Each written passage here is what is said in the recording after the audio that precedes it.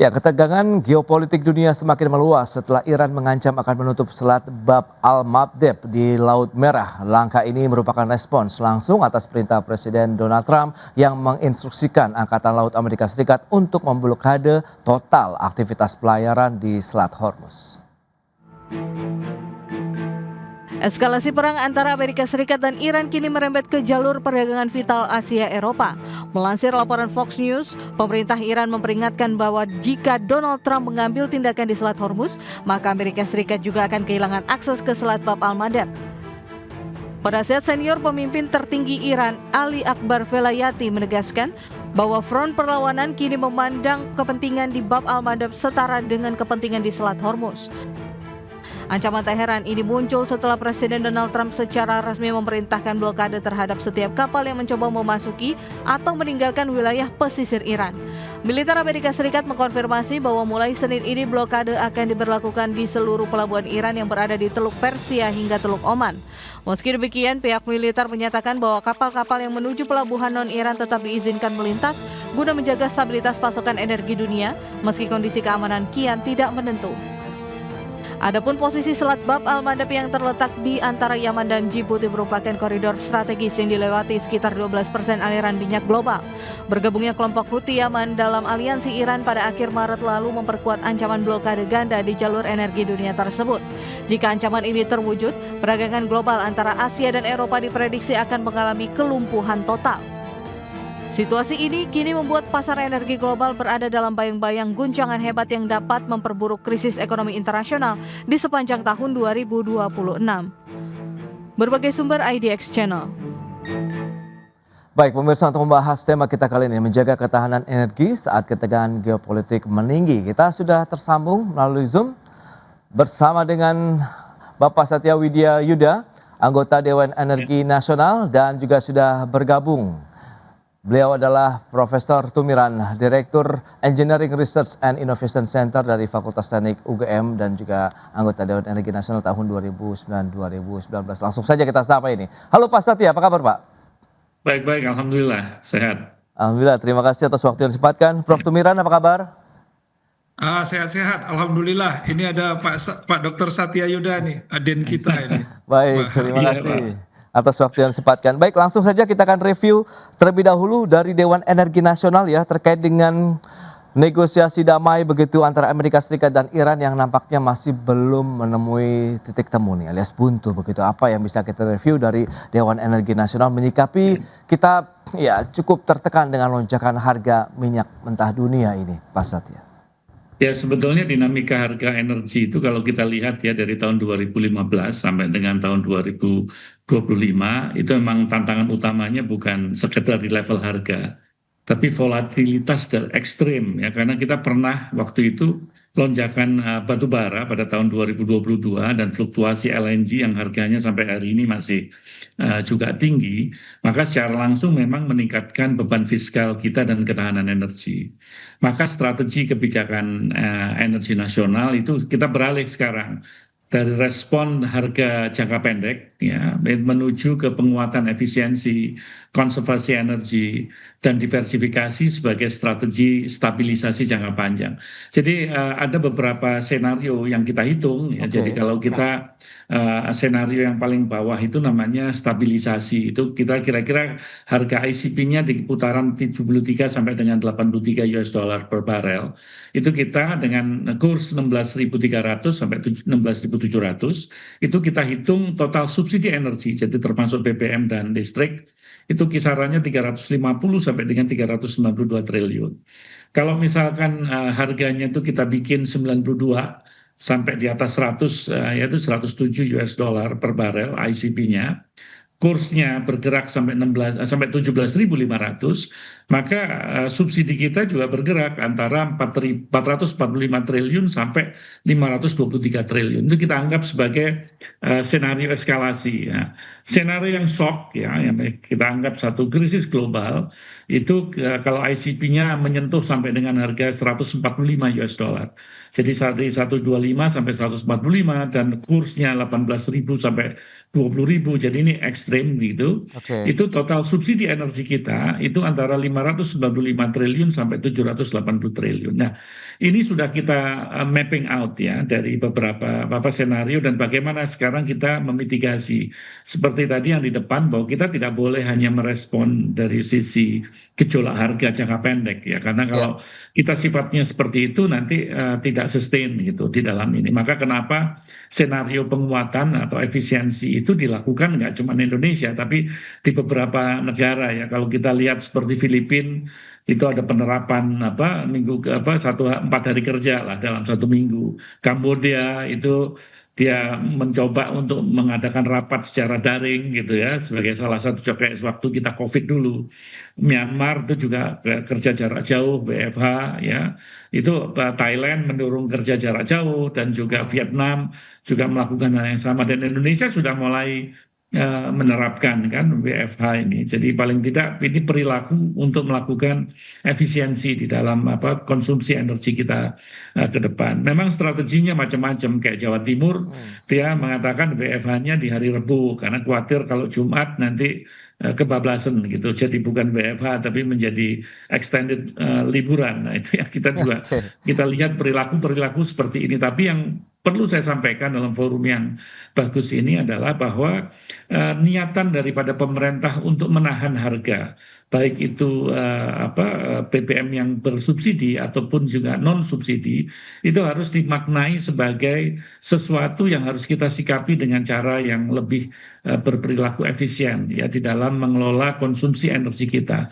Karena jangan sampai masyarakat merasakan bahwa ya ini sebagai hal yang common gitu, business usual. Jadi dia masih juga menggunakan mobil-mobil pribadi secara masif gitu. Baik. Jadi kalau kita lihat misalkan Jakarta masih macet di mana-mana, nah saya melihat ini merupakan satu perilaku yang mari kita bersama-sama koreksi ya. Karena kita harapkan peningkatan daripada pemakaian transportasi massal ya atau transportasi publik itu juga menjadi salah satu strategi kita di dalam rangka melakukan penekanan konsumsi.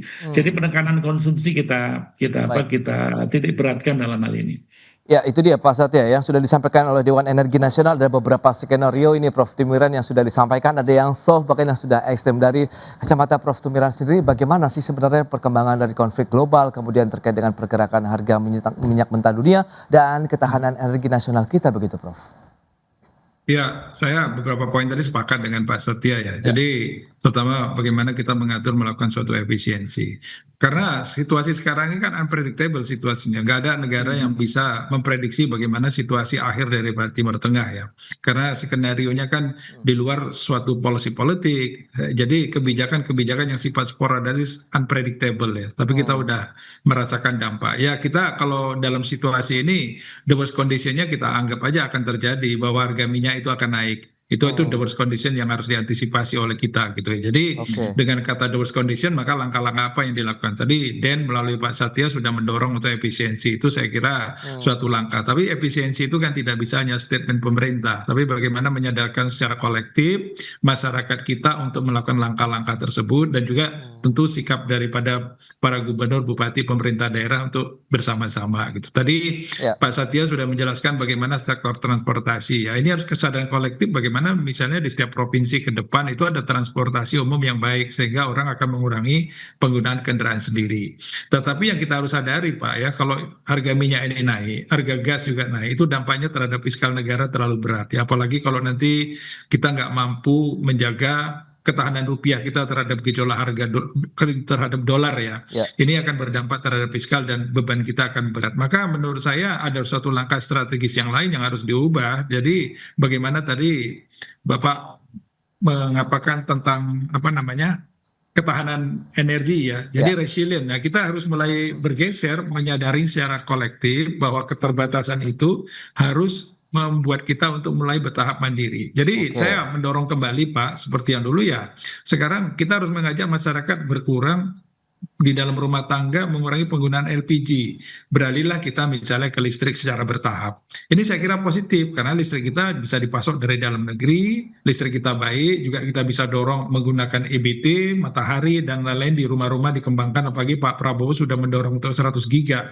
Maka 100 giga itu harus didorong. Demand-nya dari mana? Salah satu arah kita adalah bisa mendorong penggunaan kompor listrik untuk rumah tangga menggantikan LPG secara bertahap ya. Ini saya kira harus dilakukan, tapi pemerintah harus melakukan suatu terobosan gitu ya. Jadi bagaimana misalnya sekarang struktur tarif ya, tarif itu kira-kira 86 jutaan pelanggan PLN itu kan 73 juta baru 1.300 PA ke bawah, itu harus digeser menjadi 2.200. Jadi harus dilakukan secara bertahap. Kemudian program pemerintah yang mendorong konversi harus kita dorong.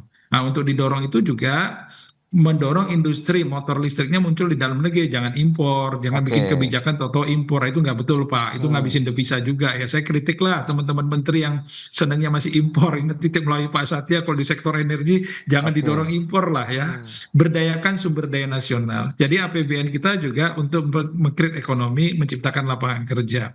Nah, jadi konversi itu harus didorong, motornya dari dalam negeri, importer-komporternya juga dibangun dari dalam negeri. Kita itu akan menggerakkan ekonomi baru, membuat resilient di bidang ekonomi juga Pak. Jadi itu harus langkah-langkah strategis dilakukan. Kemudian berikutnya kalau boleh, pemerintah daerah juga secara bertahap melakukan suatu regulasi. Misalnya dari hari-hari tertentu suatu kawasan itu nggak boleh ada kendaraan sepeda motor berbahan bakar BBM masuk, harus pakai misalnya bertahap kendaraan listrik, sehingga proses konversi ini akan berlaku efektif efisien, seperti halnya di Cina. Kalau kita lihat itu di kota itu nggak ada lagi kita jumpai sepeda motor berbahan BBM Pak, semuanya sepeda motor listrik, kotanya bersih, industrinya tumbuh. Nah, ini kan harus ada kesadaran kolektif pada pemerintah daerah. Prosesnya bertahap lah, mungkin nggak bisa 1 tahun, 2 tahun, 3 tahun ya, apalagi kalau nanti konversi itu dilakukan subsidi ya. Itu saya kira kita dengan situasi ini ngambil poin untuk membangun ketahanan ekonomi baru, ketahanan energi jalan, ekonomi kita tumbuh, lapangan kerja tercipta. Nah, itu akan penguasaan teknologi juga di bidang konversi jalan, jadi simultan berjalan Pak. Tinggal bergantung bagaimana teman-teman yang di pemerintah itu sinergi. Saya kira Den mempunyai peran strategis itu Pak. Jadi ada satu fungsi koordinasi lintas sektor ada di tangan Pak Satya, itu nanti mengkoordinir itu. Baik, itu Demikian, dia. Pak. Ini menarik, berarti memang kalau kita bicara transisi energi ini bisa menjadi game changer untuk menjaga ketahanan energi nasional. Tapi Pak Satya, dari Dan sendiri melihat bagaimana? Mengingatkan transisi energi itu kan tidak tidak dalam waktu yang bisa singkat begitu, butuh waktu lama. Sementara dengan kondisi geopolitik dan juga global begitu yang saat ini justru eskalasinya semakin meningkat, kesiapan apa saja, bagaimana dengan produktivitas energi kita, kemudian bagaimana dengan transisi yang akan dilakukan ke depannya. Tahan dulu jawabannya, tapi ya Pak Satya, kita akan jeda dulu sebentar ya, dan pemirsa kami akan segera kembali sesaat lagi. Ya, terima kasih Anda masih bergabung bersama kami dalam Market Review pemirsa, dan kita akan lanjutkan kembali perbincangan bersama dengan Bapak Satya Widaryuda kemudian juga Profesor Tumiran. Nah Prof, Anda tadi sudah menekankan pentingnya bahwa transisi energi ini perlu segera juga dilakukan, meskipun kita tahu kita sedang on the track begitu ya menuju ke sana. Tapi kan seperti yang sudah saya sampaikan sebelumnya bahwa ini prosesnya tidak sebentar, butuh waktu lama. Kesiapan dari pemerintah sendiri, Anda katakan sinergi pemerintah, kemudian bagaimana nanti lokomotif bisa berada di Dewan Energi Nasional untuk bisa menjamin ketersediaan energi terbarukan, dan juga bagaimana kita memproduksi energi fosil kita juga tetap berjalan begitu. Ingat ini kan harus paralel begitu, Prof. Tumiran, silakan. Ya, saya apresiat ya bahwa Den telah mendorong terbitnya PP nomor 40 tentang kebijakan energi nasional menuju 2060 ya sebagai target net zero gitu. Jadi di sana sudah jelas mana sektor-sektor yang harus diakselerasi dan kemudian target-target. Nah, ini tinggal lagi diturunkannya di dalam RUEN, mudah-mudahan nanti bisa cepat. Dengan di RUEN itu nanti siapa yang bertanggung jawab akan segera dimunculkan Pak Pras ya. Tapi ini harus segera saya kira diakselerasi. Misalnya target net zero, kemudian EBT mau ditargetkan sampai sekian 17 giga gitu ya. Nah, sektor industri harus mengikuti kemana industri kita harus tumbuh gitu. Nggak bisa dibiarkan itu hanya soal tanggung jawabnya ESDM misalnya. Sektor industri harus bergerak tumbuh, Kementerian Perindustrian harus bergerak, kemudian kebijakan fiskal, kemudian Kementerian Riset dan Teknologi juga harus diajak bagaimana target penyiapan sumber daya. Jadi di situ peran Den akan bisa optimal menurut saya mengakselerasi. Apalagi sekarang misalnya dengan PP nomor 40 tadi, kemudian RUKN ya, Rencana Umum Kelistrikan Nasional juga sudah menyesuaikan terhadap Ken ya, Oke. dituangkan dalam RUPTL. Nah, ini kan target policy, skenario eksekusi. Nah, bagaimana implementasi itu harus menggerakkan sektor terkait, Pak. Nggak bisa misalnya sektor Kementerian Perindustrian berdiri sendiri, seolah tidak mengikuti, nggak bisa. Sektor perdagangan juga harus mengikuti bagaimana kebijakan-kebijakan supaya industri kita tumbuh. Kebijakan fiskal juga harus berjalan. Bagaimana upaya-upaya fiskal kemudian sektor BUMN swasta itu juga dilibatkan. Ada nggak BUMN strategi kita yang bisa mengakselerasi percepatan industri yang sudah unggul gitu. Ini saya kira kalau sinergi itu jalan ya insya Allah dalam 5 tahun ke depan itu kita akan bisa bergerak sangat cepat. Resilient kita di sektor energi tahan, Oke. kemudian ekonomi kita juga tumbuh, penciptakan lapangan kerja berbasis green ya insya Allah akan tumbuh. Mengacu aja kepada PP nomor 40 saya kira disinergikan akan sangat positif lah buat kita. Jangan lagi nanti misalnya setelah ada PP nomor 40 yang menjadi guidance kebijakan energi nasional, itu sektor membuat kebijakan-kebijakan sendiri yang tidak inline dengan PP nomor 40. Yang selama ini kan sering terjadi demikian, Pak. Yang mudah-mudahan ini tidak akan terjadi lah untuk Oke. yang ke depan sehingga sinergis, optimal, pemanfaatan APBN juga gain produknya positif, Pak. Gitu. Baik. Saya izin ya, Pak Baik, Pras Prof. ya. Trimiran. Mohon maaf nih, Baik. Pak Satya. Terima Izin kasih ya, atas Pak. waktu yang Mari, Pak. disempatkan, Prof. Ya, Pak. Trimiran. Assalamualaikum warahmatullahi wabarakatuh. Sukses Waalaikumsalam untuk semuanya. warahmatullahi wabarakatuh, Prof. Terima kasih. Baik, kita lanjut lagi langsung saja begitu ya ke Pak Satya dengan beberapa data informasi yang sudah disampaikan begitu oleh Prof. Tumiran ini memang mengarah kepada bagaimana proses transisi energi kemudian kesiapan dari pemerintah khususnya Dewan Energi Nasional bisa menjamin ketersediaan energi kita baik yang energi fosil maupun terbarukan. Apakah segala sesuatunya ini bisa berjalan seiring sejalan dan bagaimana juga Alhamdulillah kesiapan?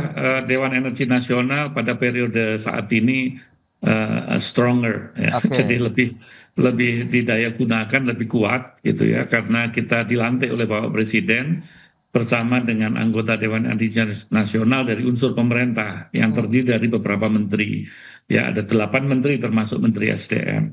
Sehingga kerjasama lintas sektor kita cukup baik. Ya, kita sudah mengadakan sidang anggota yang pertama dan kita follow up dengan beberapa kali rapat anggota. Jadi saya ambil contoh, Mas Pras. Jadi misalkan Bapak Presiden mengatakan supaya 100 gigawatt PLTS itu dijalankan, ya, itu sebagai salah satu contoh.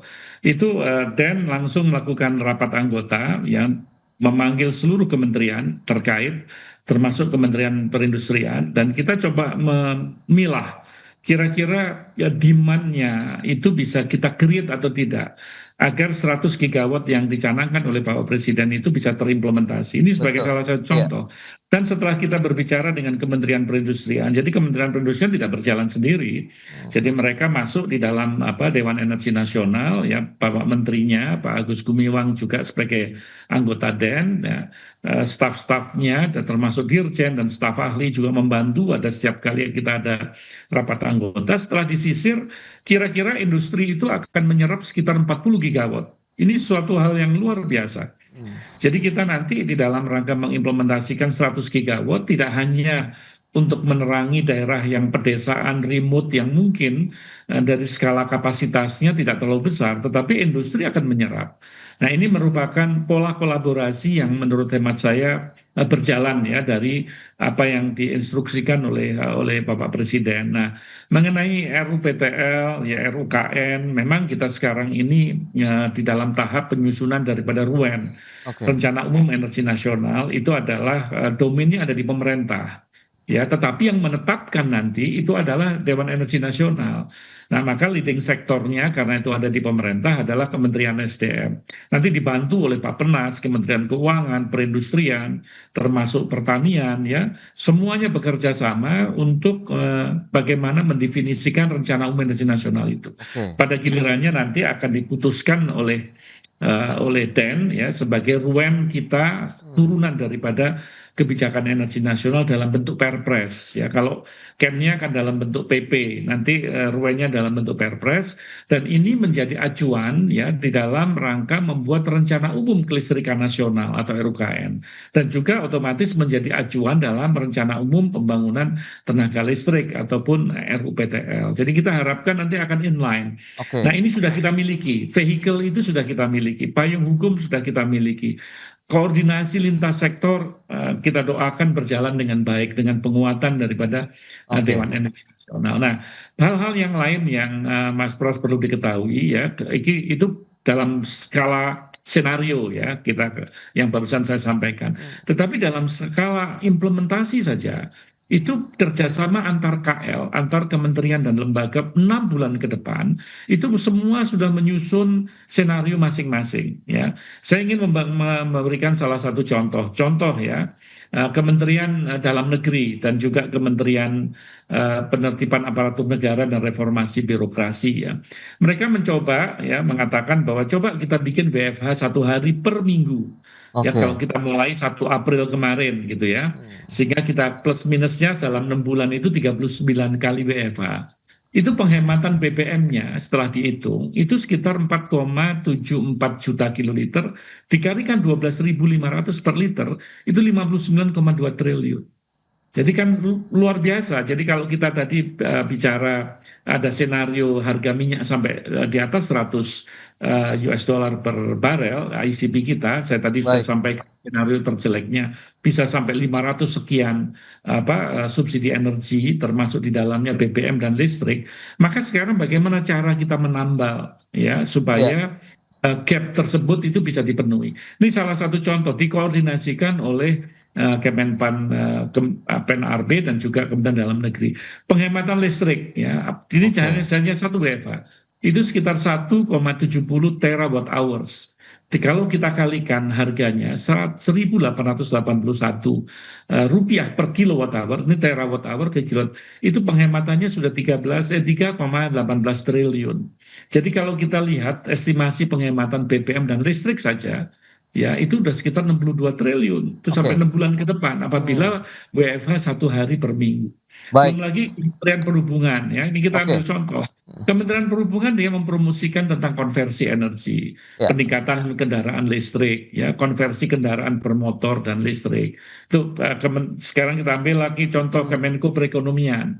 Dia melakukan rapat-rapat koordinasi lintas sektor, menetapkan ambang batas harga energi dan juga penebalan daripada bantalan sosial atau BLT. Jadi ini semua kementerian bekerja ini. Jadi yang dikatakan Prof. Tumiran tadi mempunyai harapan gitu. Nah ini alhamdulillah harapannya udah dijalankan ini.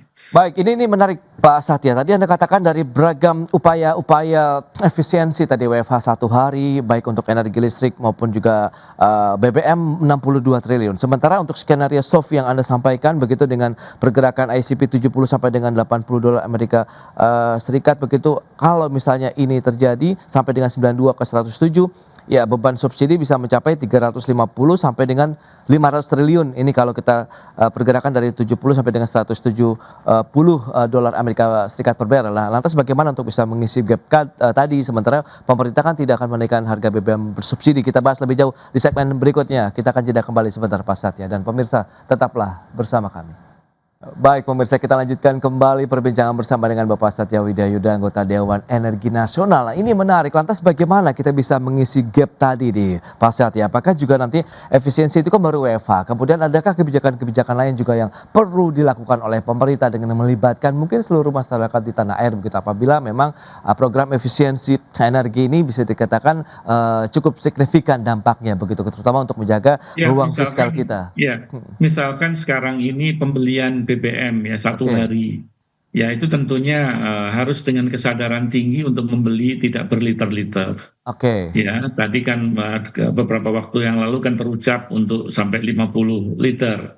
Menurut hemat saya kan itu satu pendekatan yang cukup wise ya, kecuali kalau memang mereka berada di bisnis transportasi yang dia 50 liter tuh kecil dalam 1 hari karena dia rutenya jarak jauh ya. Tapi kalau untuk kehidupan normal, untuk berangkat dari kantor, dari Bekasi misalkan ke kantor Jakarta, saya pikir angka 50 liter per hari ini luar biasa besar. Nah ini harus kita sikapi dengan cara supaya kita menghemat. Di samping itu juga menggunakan public transportation tadi, transportasi umum itu menjadi salah satu jawaban yang sangat manjur ya menurut saya. Lantas yang kedua juga kita menghemat listrik ya. Kita menggunakan alat-alat listrik yang istilahnya hemat energi ya. Kita menggunakan kompor listrik ya, itu otomatis mengurangi daripada kebutuhan LPG ya.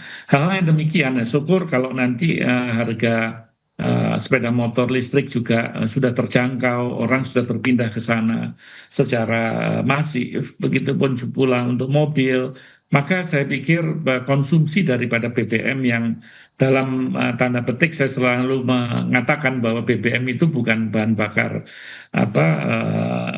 mobil motor, ya, tapi bahan bakar mahal. Ya. Karena sedemikian rentannya terhadap gejolak daripada harga minyak dunia, ini bisa dikurangi gitu. Nah, perilaku demikian itu yang lagi digarap oleh pemerintah dan kita menghimbau kepada masyarakat untuk melakukannya. Nah, di dalam kerjasama lintas sektor itu Kementerian Sosial juga dalam hal ini sangat berperan, ya, misalkan mengintegrasikan data DTKS, ya, data untuk ketahanan sosial itu dengan sistem yang di Pertamina, ada My Pertamina dan juga PLN, untuk memastikan subsidi hanya mengalir kepada masyarakat yang miskin.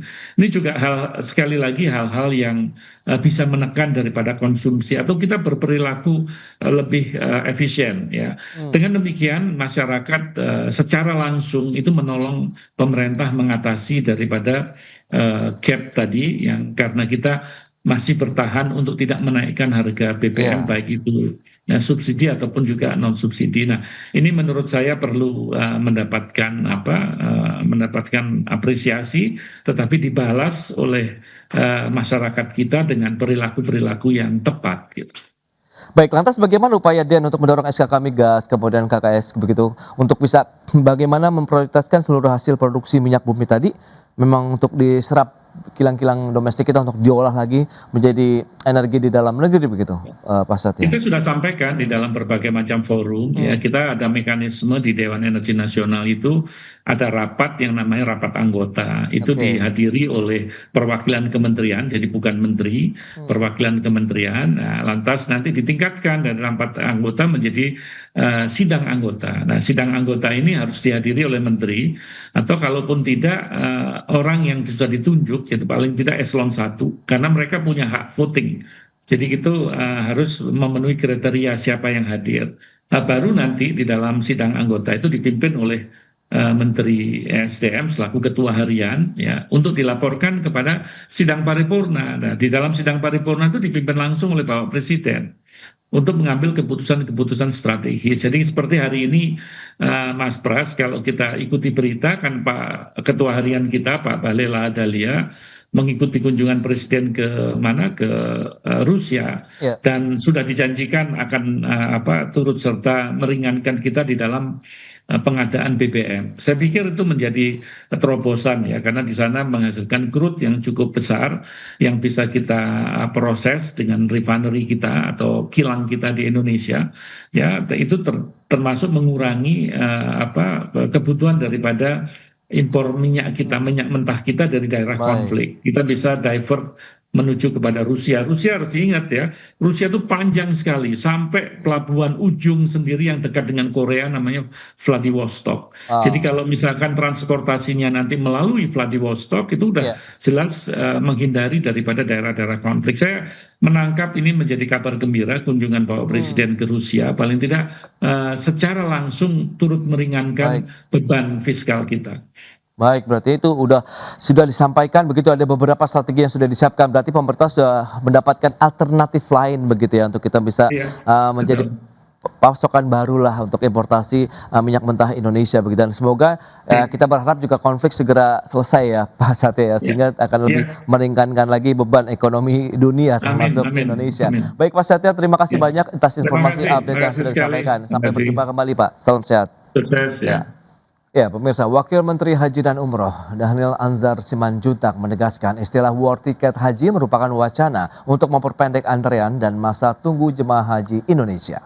Ya, menurut Dhanil, jika wacana war tiket ini berjalan akan membantu pengelolaan keuangan haji, karena ke depan Kerajaan Arab Saudi berencana akan menambah jumlah kuota jemaah haji dunia.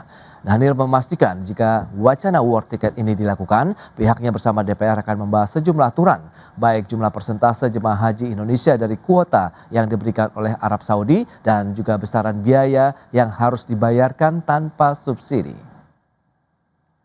sedang berpikir bagaimana supaya nggak ngantri itu ya kayak model war ticket istilah Pak. Jadi kita dikasih kuota oleh Saudi Arabia 200.000. Nah kemudian itu kita tetapkan harganya berapa, kemudian nanti nggak perlu ngantri, jadi masing-masing langsung pesan siapa yang dapat itu yang berangkat. Kita sedang memikirkan pola itu, namun tentu juga kita harus pastikan yang selama ini sudah ngantri, kan ada yang ngantri sekarang mau naik haji itu 5,7 juta orang. Nah bagaimana perlindungan terhadap mereka? Jadi ini wacana ini sedang kita godok agar keinginan. Baik, pemirsa, untuk membahas tema kita kali ini, rencana war ticket penyelenggaraan ibadah haji, kita sudah tersambung melalui Zoom bersama dengan Ibu Maria Segaf, juru bicara Kementerian Haji dan Umroh. Langsung saja kita sapa. Halo, Ibu Maria, apa kabar? Assalamualaikum.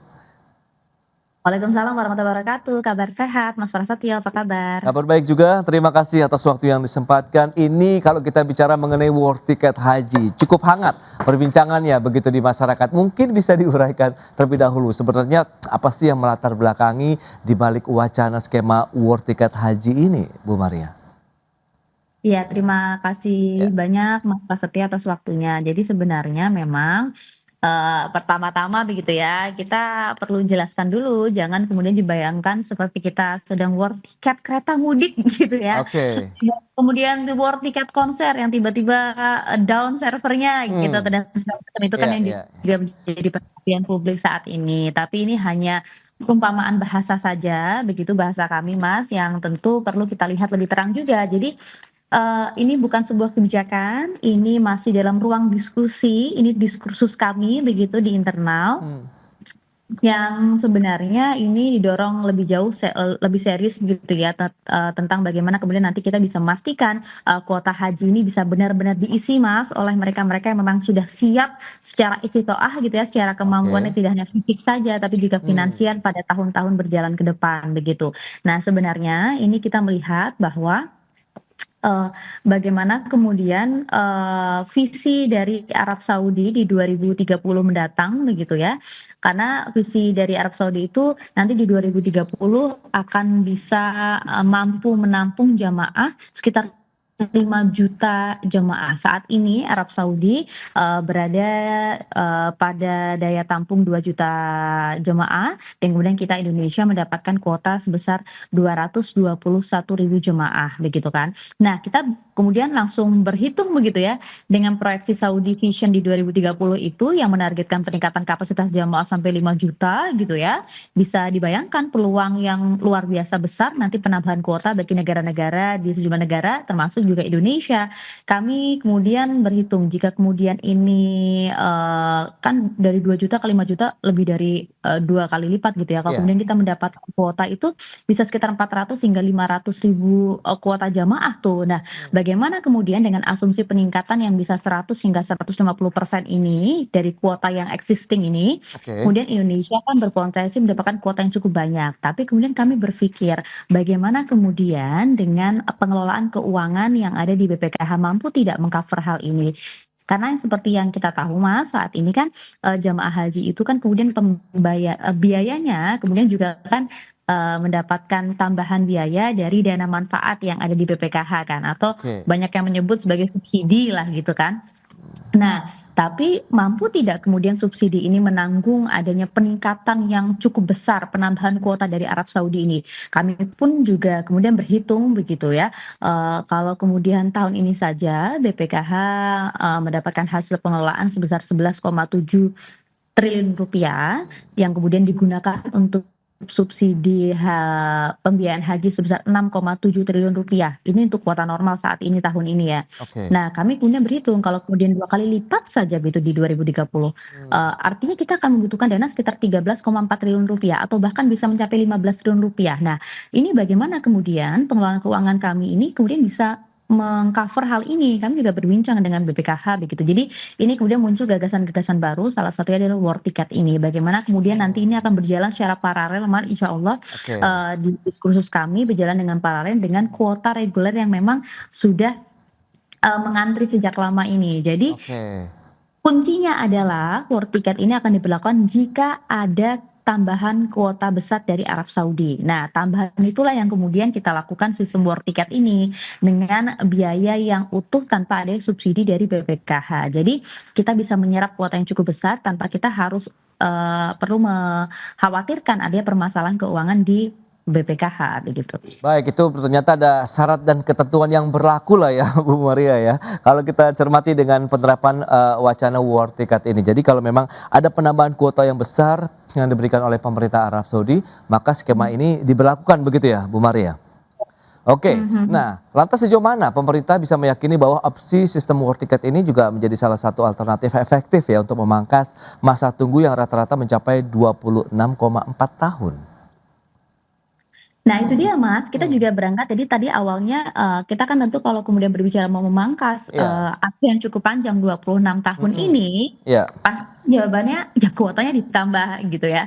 Nah betul. kalau kemudian Arab Saudi sudah menambah itu, nah mampu tidak kemudian keuangan kita bisa menopang hal itu tadi kan. Ah, Jadi oke, jika nanti kemudian harapan kami dengan adanya ini yang nanti akan berjalan secara paralel dengan, kuota reguler begitu ya, artinya nanti itu pertanyaannya begini Mas, iya, mungkin tidak mereka yang kemudian mengantri gitu ya, mhm, misalnya Mas Prasetyo nih ngantri udah dapat nomor porsi tapi berangkatnya, 2036, 10 iya, tahun lagi gitu. baik, Tapi saya istiqoah nih secara finansial, saya mampu nih bayar, oke, biaya haji yang war tiket tanpa subsidi ini. mmm, Bisa nggak saya ikut? Oh bisa saja, jadi itu dimungkinkan begitu, tinggal nanti oke, dihitung saja berapa mhm, uang, virtual account yang ada di BPKH miliknya Mas iya, iya, iya, Pas, tinggal nanti kemudian kurangnya berapa tinggal tambah saja, sebenarnya sesimpel itu. Jadi nanti kami juga pasti akan prioritaskan juga jamaah-jamaah yang memang, sudah mengantri terlebih dahulu, nanti ada kuota tertentu. Nah jadi untuk kuota dan biayanya berapa ini ya nanti tentu harus, kami negara, akan berdiskusi tentunya dengan DPR untuk bisa kemudian merancang mekanisme yang lebih adaptif, lebih oke. berkeadilan dan juga lebih transparan agar bisa langsung menyasar manfaatnya ke jamaah, Mas. Itu dia yang paling utama adil dan transparan. Nah, ini menarik Bu Maria. Lantas kalau memang berarti kan ini jika ini berlaku kalau ada tambahan kuota dari pemerintah Arab Saudi. Kemudian bagi calon jemaah haji yang mampu, mereka juga memiliki kesempatan untuk bisa berangkat duluan asalkan memang ada penambahan kuota tadi. Tapi yang saya ingin tekankan berarti di urutan yang keberapa nih yang mereka dibolehkan begitu untuk bisa mendapatkan ataupun ikut dalam war ticket ini. Mengingatkan urutannya sudah panjang nih. Kemudian apakah yang di depan duluan begitu yang tengah-tengah atau bagaimana nih? Bu karena kan tadi Ibu katakan ada asas keadilan juga yang harus diterapkan begitu, Bu. Iya ya, tentunya Hmm, nanti itu kan akan kita pikirkan tanpa harus, dikhawatirkan soal asas keadilan itu tadi, Mas. Jadi siapa oke. saja sebenarnya yang kemudian mampu nanti tinggal langsung war saja gitu Oh, bahasanya oke. ya, Iya, tinggal iya. langsung war saja. Tapi Hmm, kemudian yang dikhawatirkan oleh publik kan, ini nanti sistem war-nya kan seperti apa gitu kan, sistem yang dibangun akan iya. seperti apa, itu kan yang Hmm, kemudian, jadi jangan bayangkan seperti kita war tiket konser gitu ya, kalau kita, betul. kaca kepada pengalaman kami, Mhm, yang dulu dipegang Kementerian Agama sebelum tahun 2008 Mas, itu di iya. Kementerian Agama sebenarnya punya juga sistem yang mirip seperti ini, begitu. Oke. Jadi belum ada nomor porsi dulu kan di sebelum 2008 itu, jadi, pemerintah tinggal mengumumkan saja, "Oke, kita Hmm, dapat kuota sekian, oke. biayanya sekian, monggo yang Hmm, memiliki uang cukup langsung daftar saja." Jadi langsung ke bank untuk mendaftar, jadi antriannya berada di bank, menggunakan oke. sistem antrian bank juga begitu. Jadi, Hmm, mungkin, sistem itu yang kemudian bisa digunakan tanpa harus mengkhawatirkan mereka-mereka yang tinggal di daerah 3T atau mereka-mereka yang mungkin belum melek secara digital gitu. Karena berdasarkan oke. pengalaman kami dahulu itu nggak jadi isu soal itu gitu dan tentunya kami nanti melihat wacana ini pada akhirnya tentu ini menjadi ruang diskusi bersama Mas, kami juga Oke. ingin nanti, dengar juga masukan-masukan dari banyak pihak, jadi ruang keadilan baru bahasa kami Oke. Mas, tetapi juga kemudian bisa Hmm, memastikan bahwa setiap tambahan kuota, tambahan kapasitas itu betul-betul dimanfaatkan secara optimal, oke. secara berkeadilan, secara transparan tanpa harus Hmm, mengganggu tatanan, antrian kuota yang sudah ada. Karena kalau kita lihat di tahun-tahun sebelumnya mungkin kita pernah tahu juga ya, ada ya mereka yang kemudian ingin berhaji, bahkan rela membayar hingga 1 miliar rupiah, bahkan lebih dari 1 miliar rupiah pun juga kita pernah dengar gitu ya. Nah, oke. kita ingin, bagaimana kemudian negara hadir dalam hal ini untuk bisa tadi, bahwa kapasitas tambahan yang diberikan oleh Arab Saudi ini benar-benar dimanfaatkan secara optimal dan menyasar, keuntungannya bagi jamaah. Oke, itu dia. Lantas bagaimana, karena mengingat ini berarti masih cair, masih akan mendengarkan diskusi dari masukan-masukan masyarakat tentunya begitu. Kita akan bahas lebih jauh nanti kesiapannya seperti apa di segmen berikutnya. Kita akan jeda sebentar ya Bu Maria ya. Baik pemirsa, jam beranjak dari tempat Anda, kami akan segera kembali usai pariwara berikut ini. Ya, terima kasih Anda masih bergabung bersama kami dalam Market Review pemirsa. Dan berikut ini kami akan sampaikan sejumlah data untuk Anda seperti yang bisa Anda saksikan di layar televisi. Nah, ini dah jemaah haji Indonesia yang berangkat ke Tanah Suci dalam rentang waktu tahun 2019 kemudian sampai dengan tahun 2025. Ini dia, kita tahu 2020, 2022 ada pandemi, 2021 maksud saya ada pandemi Covid begitu, kemudian tahun 2022 sudah dibuka kembali langsung melonjak menjadi 92 ribuan dan naik terus sampai dengan tahun 2024 di 211.298 jiwa atau orang. Kemudian di tahun 2025 ada sedikit penurunan menjadi 203.149 jiwa ataupun masyarakat Indonesia yang pergi haji. Berikutnya, kita akan cermati provinsi dengan kuota jemaah haji reguler tertinggi. Ini dia, ada di wilayah mana saja? Ya, seperti yang bisa Anda saksikan di layar televisi Anda. Jawa Timur 42.409 jiwa, kemudian menyusul Jawa Tengah 34.122 jiwa, kemudian ada Jawa Barat 29.643 jiwa, dan selanjutnya ada Sulawesi Selatan, kemudian Banten. Itu dia beberapa informasi yang sudah kami sampaikan. Kita akan lanjutkan kembali perbincangan bersama dengan Ibu Maria Segaf. Ya, dengan beberapa informasi tadi yang sudah disampaikan, trennya naik terus, kemudian memang minat masyarakat Indonesia untuk pergi ke Tanah Suci itu kan sangat besar. Dan ini yang perlu menjadi concern dan perhatian dari pemerintah adalah mereka yang sudah menunggu cukup lama begitu ya, 26 tahun begitu masa tunggu mereka. Kemudian ada kebijakan ataupun wacana penerapan war ticket ini tentu di satu sisi menjadi harapan, di satu sisi banyak juga yang mempertanyakan bagaimana nih mereka yang sudah mengantri cukup lama begitu ya Bu Maria. Lantas bagaimana kesiapannya sehingga ini benar-benar tidak mengganggu, tidak mungkin bisa disampaikan begitu menyinggung perasaan masyarakat Indonesia yang sudah mengantri cukup lama untuk pergi haji. Silakan. Ya, terima kasih Mas Pras. Tadi sebenarnya sudah kami jawab juga ya, Ya. bahwa ini sebenarnya adanya war ticket ini tidak akan mengganggu antrian reguler yang sudah ada. Yes. Antrian reguler yang sudah ada ini masih akan terus berjalan dan ini hanya akan berlaku jika ada tambahan kuota lebih dari Arab Saudi yang kami perkirakan bahkan bisa mencapai 150% sebenarnya. Oke. Ini salah satu solusi agar kemudian kita bisa memangkas antrian yang cukup panjang. Tadi dijabarkan 26 tahun ya Mas, bahkan 2019 itu kan hanya 4,5 juta jamaah, calon jamaah yang mengantri. Tapi saat Oke. ini sudah meningkat tajam, sudah mencapai 5,7 juta calon jemaah. Jadi bisa Wow. dibayangkan bagaimana Oke. kemudian nanti antrian akan terus bertambah ya. Iya. Dalam kuota normal saja, kemudian tadi kita prediksi ini akan meningkat bahkan 150%. Tapi bagaimana kemudian saat ini jika kemudian peningkatan jumlah antriannya juga semakin panjang lagi, kita nggak bisa bayangkan itu seperti apa.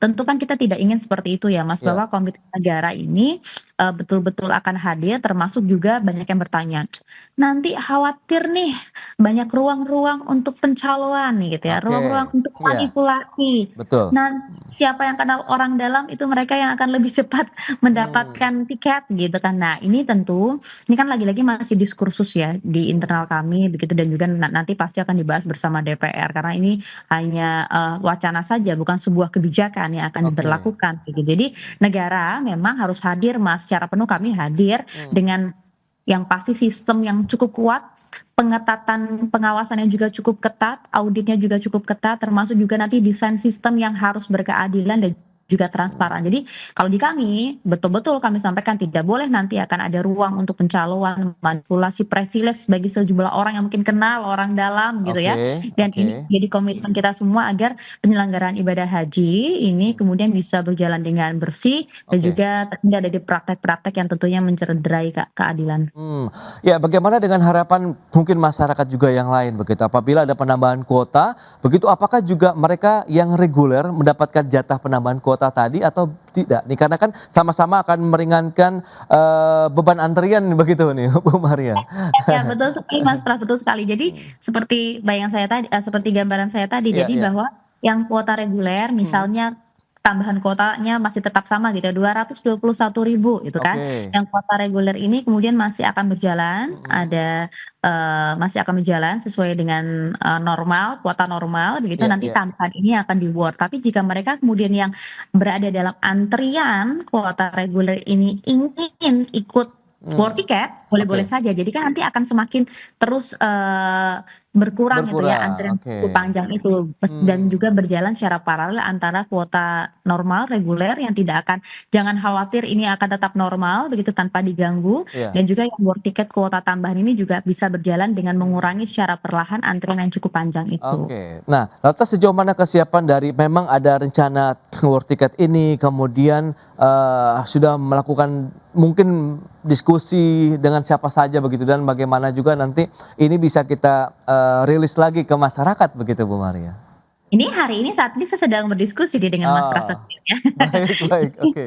Ya ini masih jadi diskursus kami Mas, Iya jadi iya. makanya kami sudah berbincang dengan berbagai pihak, dalam Mmm, hal ini juga kemudian bersama dengan, pihak-pihak lainnya termasuk juga dengan DPR begitu dan oke lain hal. Ini kan masih diskursus di internal sebenarnya. Jadi oke. wacana yang berkembang ini kami harap ini bisa dilihat sebagai usaha kami, kehadiran Mmm, negara, ikhtiar bersama gitu ya, untuk kita sama-sama nih cari jalan keluar, cari solusi terbaik agar pengelolaan keuangan hajinya juga bisa lebih baik dan antrian ini juga bisa, dipangkas begitu secara iya. perlahan-lahan. Karena kalau kita lihat Malaysia ya Mas ya, pengelolaan keuangan hajinya cukup baik, luar biasa. Tapi Mmm, tentu kita tidak ingin juga antriannya di sana bisa sampai 100 tahun, bahkan mmm, lebih dari 100 tahun begitu kan. Nah, wow, kita tentu di oke. Indonesia tidak ingin seperti itu gitu kan. Bagaimana kemudian para jamaah ini bisa menikmati ibadah ini dengan cukup adil, Oke. begitu ya. Jadi kita ingin mencari solusi bersama karena haji ini kan nggak hanya dilihat sebagai layanan publik saja sebenarnya. Ini Iya adalah iya. amanah besar Mas dari umat begitu ya yang kemudian dititipkan pada negara begitu. Jadi Betul. amanah ini yang tentunya kita harus jaga bersama, harus Yes. memang ada keberanian-keberanian dengan gagasan-gagasan baru yang kemudian Mmm, mendobrak mungkin agar solusi mmm. yang transparan dan berkeadilan ini bisa kita jalankan gitu Mas, Itu dia, insyaallah. gagasan Mhm. inovasi baru yang terus dikembangkan oleh pemerintah begitu. Tapi di situ tidak ada perbedaan ya kalau mungkin saya bisa tegaskan kembali Bu Maria antara mereka yang akhirnya bisa mendapatkan, war ticket kemudian dengan reguler begitu. Apakah mereka juga akan mendapatkan perlakuan yang sama atau bagaimana?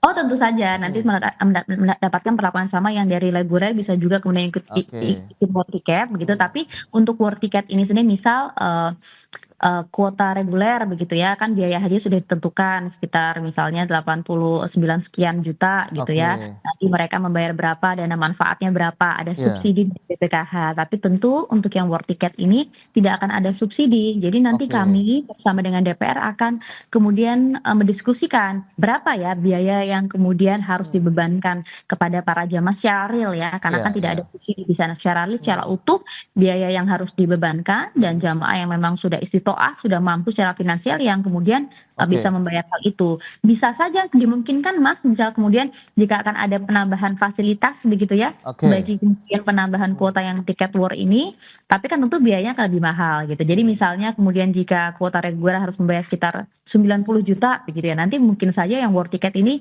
karena tidak ada subsidi dan bahkan mungkin ada penambahan pelayanan bisa jadi 200 juta gitu. Nah, tapi siapa yang mampu, monggo membayar dan oke, kemudian bisa menyerap kuota tambahan dari Arab Saudi itu. Tapi tentu nanti lagi-lagi iya. terkait kuota dan biaya hajinya akan dibahas bersama dan ditetapkan bersama dengan DPR. Oke, itu dia berarti masih proses kita tinggal tunggu nanti semoga ini benar-benar menjadi solusi yang solutif ya bagi penanganan ibadah haji di Indonesia begitu sehingga bisa mengurangi waktu tunggu antrian begitu untuk masyarakat Indonesia untuk bisa pergi haji sementara memberikan kesempatan mungkin bagi mereka yang memiliki kemampuan finansial tapi tetap memperhatikan azas keadilan dan transparansi yang harus dijaga mengingat ini adalah amanat dari umat dan amanat dari masyarakat Indonesia begitu ya untuk beribadah ke tanah suci. Baik Ibu Maria, terima kasih banyak atas informasi update dan juga insight yang sudah diberikan kepada pemirsa pada hari ini. Selamat melanjutkan aktivitas Anda kembali. Salam sehat, sampai berjumpa kembali. Wassalamualaikum warahmatullahi wabarakatuh.